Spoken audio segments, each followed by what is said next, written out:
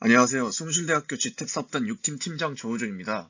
한 학기 동안 그레이프랩과 협업을 진행하였고, 이를 보고서와 PPT로 정리하여 발표해야 되겠습니다. 목차는 다음과 같습니다.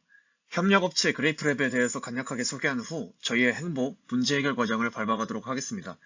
그 후 계획을 소개한 뒤 발표를 마치도록 하겠습니다. 그레이프랩은 지속가능한 디자인을 모토로 하는 디자인 스튜디오이자 제조업체입니다. 그레이프랩은 2019년 SK이노베이션에서 올해의 사회적 기업으로 선정되었으며 현대자동차그룹, 현대차 정몽구재단, 하나금융그룹, 장애인 고용공단, 서울산업진흥원의 지원을 받으며 환경과 사회적으로 의미 있는 성과들을 만들어가고 있습니다. 저희 6팀은 전자상거래를 통한 그레이프랩의 해외 진출을 지원하고자 3월 10일부로 협력을 시작했습니다.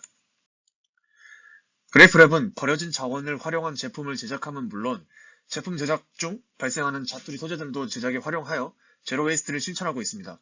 또한 지속 가능한 발전에 초점을 두어 다음 세대를 위한 친환경적 소비 문화를 지향하고 시민들과 참여를 이끌어 사람들이 환경 문제에 더 많은 관심을 가질 수 있도록 지속 가능한 삶을 추구하고 있습니다. 또한 사회 소외계층에게 일할 수 있는 기회를 제공하면서 장애인과 비장애인의 상생 구조를 추구하고 있습니다. 그래프랩의 대표 상품인 휴대용 접이식 노트북 거치대 G플로우는 접착제에 별도 화학적 가공 없이 재생지 한 장을 접어 제작됩니다. 제품 무게는 45g으로 시중의 다른 노트북 거치대보다 가볍고 접는 방식으로 휴대성을 높였으며 돌종의 특성상 물에 젖거나 찢어지지 않고 내구성이 강해 최대 5kg까지 하중을 견딜 수 있습니다. 또한 틈 사이로 통풍이 돼 열을 효과적으로 배출할 수 있습니다. 협업을 시작한 당시 그래프랩은 해외 전자상거래 플랫폼 중 SC에만 진출해 있었습니다. 이는 추후 기술하겠으나 SC의 플랫폼 성격이 그래프랩에 적합했기 때문입니다. 다만 세일즈 증진을 위한 시도가 미흡해서 판매가 부진했으며 이 기업은 SC의 로직을 잘 모르고 있었습니다. SC 내부에서 취할 수 있는 판매 증진 전략은 크게 광고와 할인 두 가지로 나뉘며 모두 적극적으로 수행하지 못하고 있는 상황이었습니다. 먼저 모든 제품에 대해 1일 예산 25달러로 광고를 하고 있었으나 구매 전환율이 높지 않았고 예산에 비해 효율성이 없어 효과를 보지 못하고 있었습니다. 또한 할인 및 무료 배송 등을 진행하였으나 경험 부재로 역시 효과를 보지 못한 상황이었습니다. SC가 제시하는 검색 엔진 최적화 로직에는 SC 제품 리스팅 이름 변경, 추가 13개의 태그 모두 사용, 재질에 대한 구체적인 설명과 같은 여러 요소들이 있었지만 이러한 요소들을 알지 못했기에 리스팅 업데이트나 검색 엔진 최적화가 되어 있지 않은 상황이었고 협업 후 가장 먼저 해결해야 할 문제 중 하나였습니다. 그래프랩은 2018년 매우 소수의 상품을 가지고 아마존에 진출한 적이 있습니다. 하지만 정보 부족으로 미국 특허 출원 및 브랜드 등록을 진행하지 않은 상황이었습니다. 이후 일부 상품이 보관 과정에서 손상되어서 이로 인해 부정적 후기가 달리는 등 리스팅상에서 다양한 문제를 겪고 방치되어 있는 상황이었습니다.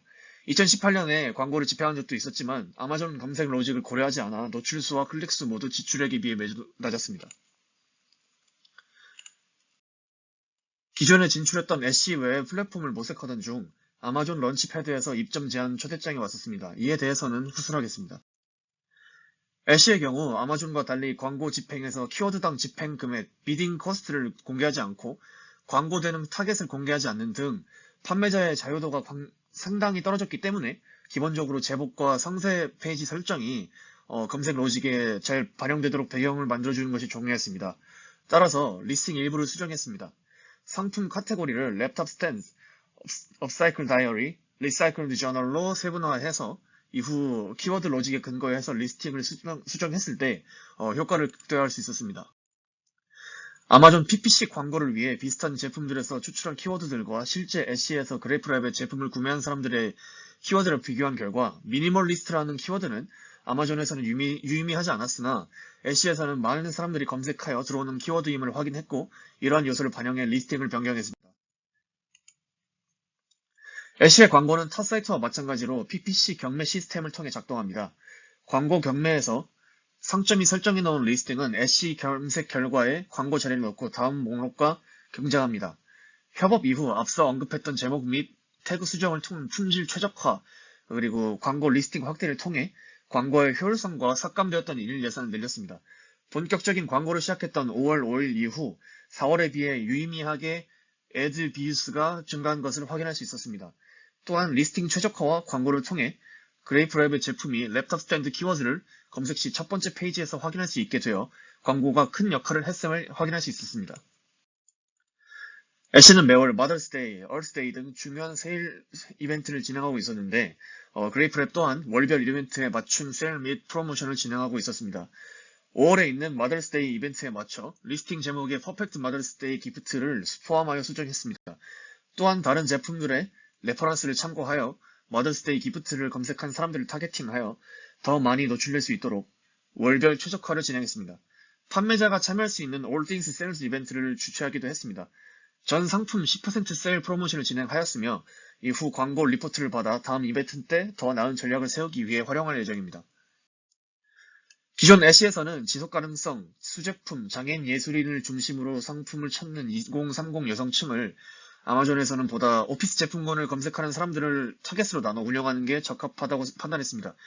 또한 아마존 런치패드에 입점하지 않더라도 위의 가치 중심적 소비층을 공략할 수 있을 것이라 생각했습니다.